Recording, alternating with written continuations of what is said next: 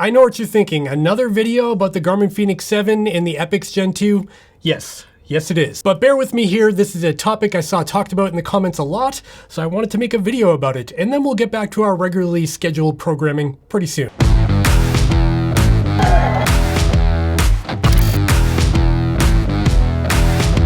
Welcome back, friends. Today we're going to be taking a deep dive comparison on two watches, or more than two watches, two series of watches, and that's going to be the Garmin Fenix 6 versus the Garmin Fenix 7. I saw this talked about a lot in the comments. Just about every comment on my Garmin Fenix 7 video was somebody saying, I'll just hang on to my Garmin Fenix 6. And that does make a lot of sense, but in this video, I want to talk about 10 reasons why you would upgrade to the Garmin Fenix 7, and 2 reasons why the Garmin Fenix 6 is still the better option. What's funny about these watches is that every time a new version comes out, it makes the old version, the Garmin Fenix 6 in this case, seem really old, which is just not true. The Garmin Fenix 6 came out about 2 years ago, which is a long time in the terms of like technology, but it's still a really good watch, and it really has a ton of tools that are still relevant today, and a lot of the competition from Coros and Polar and Suunto, they still can't catch up to the Garmin Fenix 6, and now we have the Garmin Fenix 7 that pushes those boundaries even more. And with all of that said, I do want to remind you that this is not a full in-depth review. If you do want to find an in-depth review about all the details and specs of these watches, I'll link to a couple of my videos up here that you can go check out. Okay, with all that jib-jab out of the way, let's really get into it this time. The first feature I want to talk about on the Garmin Fenix 7 is going to be the touchscreen. Yes, on the spec sheets you can just read that the Garmin Fenix 7 does have a touchscreen, but just reading that doesn't do this justice. The touchscreen on the Garmin Fenix 7 in the Epix Gen 2 is one of the better touchscreens I've tested on various watches in this category. As you can see, it's just really fluid and responsive to my fingertip, and really there's no delay or anything when you swipe through the menus of the watch. And one of the best features about this touchscreen is the ability to pan and zoom around the map using your fingertip, as you can see here.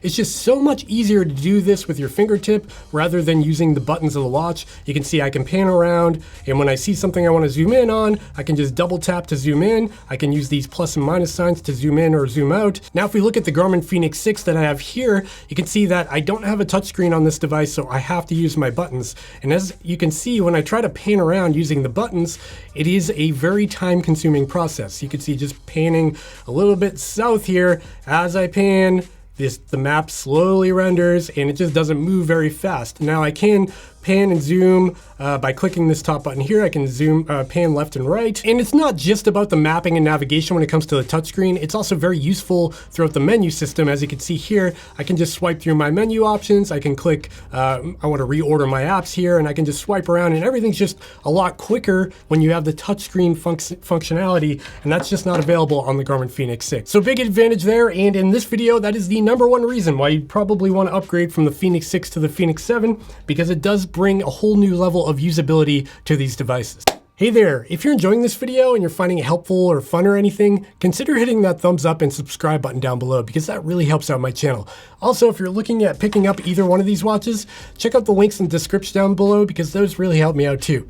Okay, back to the video. The next feature on the Garmin Fenix 7 I want to talk about that might compel you to upgrade is going to be the improved GPS accuracy with multi-band or multi-GNSS mode. This new multi-band mode is only available on the highest end Garmin Fenix 7 Sapphire and Epix Sapphire, so it's not available on all of the options, so just keep that in mind. Multi-band GPS mode essentially allows your watch to communicate with more satellites at a given time, and more satellites equals more accuracy, which is great. However, multi-band mode does take a hit in battery life, which we'll talk about in a little bit, so it's not something you'd want to leave on all the time. But there is good news here.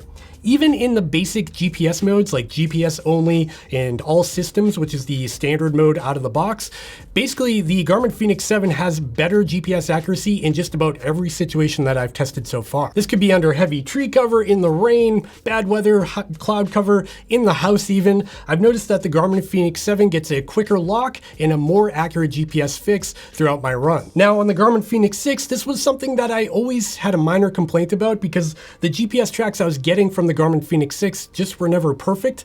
They would always kind of wander around and they would drift a little bit even when I was running in a straight line. And I've noticed on the Garmin Fenix 7, even in those basic GPS modes, just not using multiband at all, that overall GPS accuracy is much better on the Fenix 7 and the Epix Gen 2. So this could be a big deal for you, and it's kind of a big deal for me. It's hard for me to justify running with the Fenix 6 when I know that the accuracy is just so much better on the Fenix 7, even when I'm not using that fancy accuracy mode. Now, going along with GPS accuracy, I feel like I do want to mention battery life for a second here. Battery life is not something I ever complained about on the Garmin Fenix 6 because I would get about 2 weeks of use out of the watch before I needed to charge it. If I really heavily used it, I would need to charge it after like 7 or 8 days, but I really had no complaints because that's pretty good battery life for me for a sports watch. Now in GPS mode, again, I never really had a complaint with the Garmin Fenix 6. I've even run a 100-mile ultra marathon with this watch. It took me about 25.5 hours, and by the end of that run, I did have about 30% of my battery left, and that was with using the backlight turned on and the mapping and all the things. So no complaints there. It got me through that race, and really that's the longest I would ever use a watch for. Now I'm not going to dive too into the weeds on this because I do that in my other videos. I'll just say that on the Garmin Fenix 7, battery life has been improved over the Garmin Fenix 6. If you opt for the middle of the road 47mm Garmin Fenix 7, you get up to 18 days in smartwatch mode as a daily use watch, whereas the Garmin Fenix 6 could only do about 14 days. In standby mode or smartwatch mode, the difference isn't major, but I'll take 4 more days of battery life any day of the week. That's a weird sentence to say. However, when it comes to GPS battery life, when you're out on that activity for a long run, ultra marathon, whatever, that's where there's a big difference. On the Garmin Fenix 6, you get up to 36 hours in a GPS activity in standard GPS mode. However, on the Garmin Fenix 7, you get up to 56 hours in the basic GPS mode, which is a big leap. The next feature I want to talk about in this list of upgrades is going to be the new Elevate 4.0 heart rate sensor on the Garmin Fenix 7. Historically, the entire time I've owned the Garmin Fenix 6 here, I've always had kind of meh accuracy when it came to heart rate.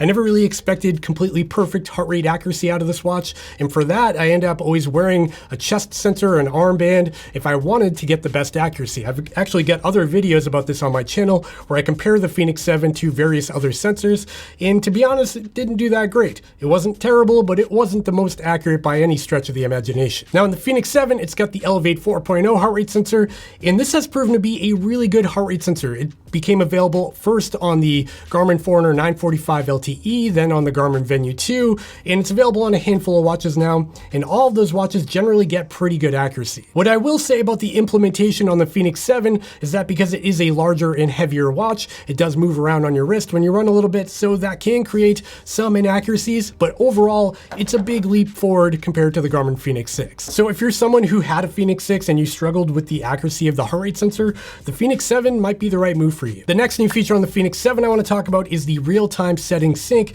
between the Garmin Connect app on your phone and the watch itself.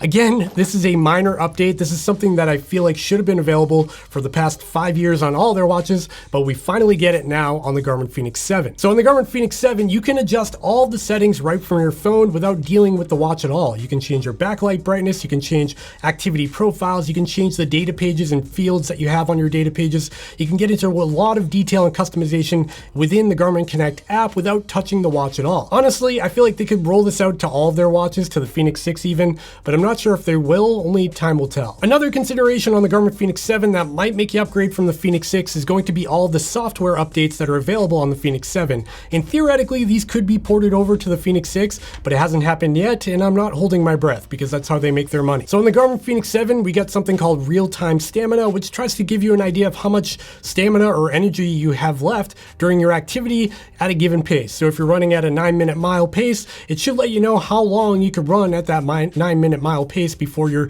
totally drained of stamina and you'll need to sit down. In practice, this is actually a pretty cool feature, but I do need to do more testing on it to give you a better rundown of how useful it is. On top of real-time stamina, there's a bunch of other tweaks to the user interface on the Fenix 7 that aren't available on the Fenix 6, like the new sleep mode and the new visual race predictor that shows you a graph of your improvement over time.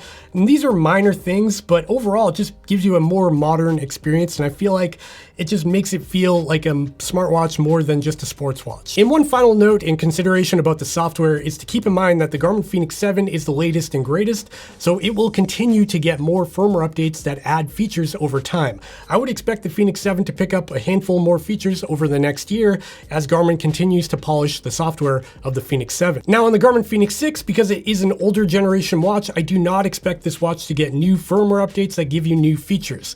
It'll get firmware updates that fix things that break over time, but nothing that will add new exciting features to the watch. Not to say this is obsoleted at all. The Garmin Fenix 7 is still very relevant. You can still buy one and you can still use it on Garmin Connect, and I don't see it being an issue for the next 10 years. You could continue to use it. Just don't expect new firmware updates to give you new features. And the final feature I want to talk about that might be worth the leap from the Fenix 6 to the Fenix 7 is going to be the integration of solar with Sapphire glass. So first of all, the solar function on the Garmin Fenix 7 is about 2.5 times more effective than it was on the Garmin Fenix 6. This is not a solar model of the Fenix 6, just a plain old Sapphire version. But on the new solar models, it's way more effective because they've actually thickened up the solar ring around the perimeter of the watch. You can see it there. Even though that band got a little bit thicker, making the solar efficiency a little bit higher, it didn't shrink the size of the display. They actually shrunk the bezels in order to fit that thicker solar band in there. But what's really cool about this is that now you can get the solar function with Sapphire glass, and previously on the Garmin Fenix 6 that just wasn't an option. You had to choose either Sapphire or solar, and on solar you would get Gorilla Glass, and on Sapphire you get Sapphire, and Sapphire is just way more durable. Alright, now that we've talked about all of the features that might make you want to sell your Fenix 6 and buy a Fenix 7, let's talk about 2 reasons why the Fenix 6 is still a better option. First of all, on top of that Sapphire talk we just talked about, the Garmin Fenix 6 is still available with Sapphire only.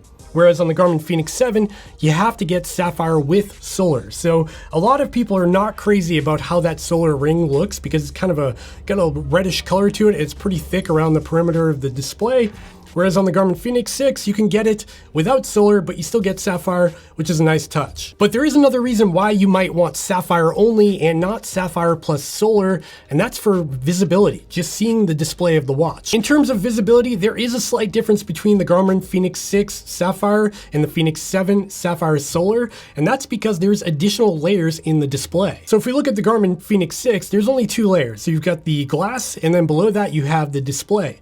Now, if we look at the Garmin Fenix 7 Sapphire Solar, there's a couple of other things going on here. First of all, because it's a touchscreen, there's actually a digitizer to sense when my finger's touching the display. That's something that all touchscreens need. And because the new Fenix 7 Sapphire Solar has an additional solar layer, because the whole display is actually a solar panel, that's another layer that's below the digitizer. So now you've got 3 different layers before you get to the display. What does that mean in practice? Well, it means that the display on the Garmin Fenix 7X is a little bit harder to see at different angles. It actually has a general like reddish hue to it when you're out in the sunlight, and even in certain indoor light, there's a little bit of a reddish overtone to the display overall. Now, I'm being dramatic for the purpose of this video. If you bought a Fenix 7 Sapphire Solar, you probably wouldn't notice this, but when you have it next to a Garmin Fenix 6 Sapphire, there is a bit of a difference between the visibility of these 2 displays. And the final reason to buy a Fenix 6 over a Fenix 7 is going to be the price. Duh. The Garmin Fenix 6 can be found on crazy sales right now. I found the Garmin Fenix 6 Sapphire that I have here for like $540 or something like that. I'll try to link the best deals down below in the description so you can check them out. But yeah, these things are on sale at amazing prices. The Garmin Fenix 7, however, is a brand new device, so you're not going to get it on sale, obviously. And if you opt for the Solar Sapphire model, you're going to be paying up to $1,000 on a GPS watch, which is kind of crazy to a lot of people. Whereas the Garmin Fenix 6 with the Sapphire or the Pro model, you could probably spend half of that and get a really capable GPS watch. Okay, that's kind of the end of this rant. I just want to run through some of the features I think are really important and some of the features I don't think are that important, and then the reasons why you might want the Fenix 6 over the Fenix 7, because these things are a lot of money. And I want to hear from you. Are you a Fenix 6 user that's looking to upgrade to the Fenix 7? If so, what feature is the reason you're upgrading for? I'd love to hear from you. Let me know in the comments down below. If you found this video helpful, fun, entertaining, anything, consider hitting that thumbs up and subscribe button down below because that really helps me out. And yeah, I think that's all I've got for this one. I'll see you in the next one. Bye.